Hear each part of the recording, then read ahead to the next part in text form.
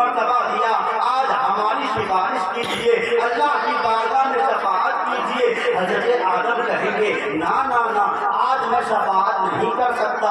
حضرت شیش کی بارگاہ میں جاؤ، تمام لوگ شیش کی بارگاہ میں جائیں گے، میری شفاعت کیجیے، مجھے اللہ کی بارگاہ میں جنت دلوائیے۔ حضرت شیش کہیں گے نا نا، میں آج سفارش نہیں کر سکتا، قربان جائیے، تمام نبیوں کی بارگاہ میں ہم جا کے عرضیاں لگائیں گے، عرض کریں گے، طلب کریں گے، سوال کریں گے، اے تمام نبی ہماری سفارش کیجیے، ہمیں شفاعت کیجیے۔ تمام نبی کے زبان پر یہی جاری ہوگا، نا نا نا نا، آج میں سفارش نہیں کر سکتا، آج میں شفاعت نہیں کر سکتا۔ اب بتائیے وہاں نبی بھی شفاعت نہیں کر رہے ہیں، حضرت آدم بھی شفاعت نہیں کر رہے ہیں، وہ بھی کہہ رہے ہیں آج میں اپنے آپ کو بخشوا لوں، یہی ہمارے لیے کافی ہے۔ لیکن جب تمام نبی کے تمام امتی ہم جیسے خطا کار، ہم جیسے گناہ گار حضور کی بارگاہ میں پہنچیں گے، اللہ اکبر، اور حضور کی بارگاہ میں پہنچنے کے بعد عرض کریں گے اے مالک آپ کو حبیب کہا جاتا ہے، اے محبوب آپ کو سید ابرار کہا جاتا ہے، اے حبیب آپ کو طاہر کہا جاتا ہے، اے حبیب آپ کو یاسین کہا جاتا ہے، اے حبیب آپ کو بشیر کہا جاتا ہے، اے حبیب آپ کو مزمل کہا جاتا ہے۔ آپ میری بخشش کروائیے، آپ میری شفاعت کیجیے۔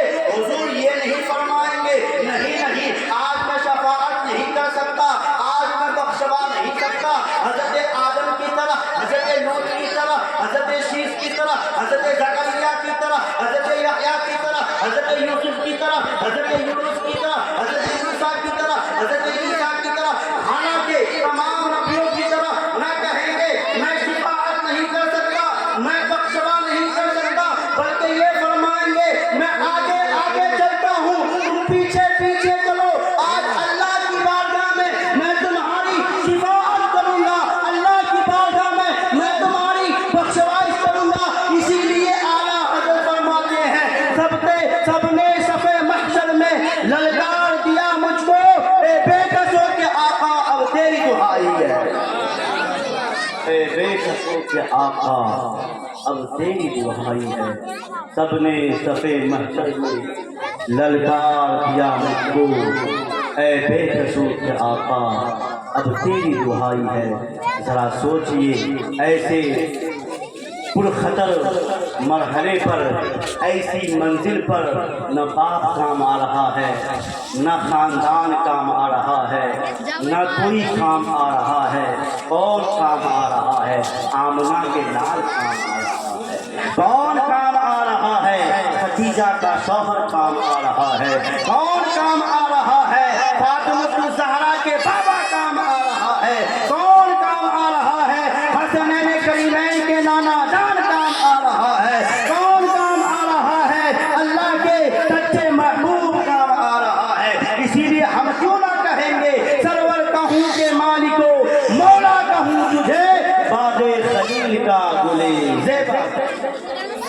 عزیزو سمجھو اپنے آپ کو پہچانا، ہم کیا ہے، ہم کس کے امت ہیں۔ آپ تاریخ کو اٹھا کر دیکھیے، جاہلیت کا دور تھا، جب نبی پیدا نہیں ہوئے تھے، بیٹیوں کو زندہ درگور کر دیا جاتا تھا، بیٹیوں کو زندہ دفنا دیا جاتا تھا، ماں کو بیٹے ذلیل و خوار سمجھتے تھے، اپنی قدموں کے ٹھوکر پہ رکھتے تھے، بیویوں کو چوک چوراہے پہ گھمایا کرتے تھے، ذلیل سمجھا جاتا تھا، عورتوں کا کوئی مقام نہیں تھا، بیٹیوں کا کوئی مقام نہیں تھا، بیوی کا کوئی مقام نہیں تھا۔ لیکن جب میرے نبی اس روئے زمین پر مبعوث ہوئے، جب میرے نبی اس روئے زمین پر جلوہ افروز ہوئے، آپ نے ببانگ دہل کہا عورت مارنے کی چیز نہیں ہے، پیار کرنے کی چیز ہے۔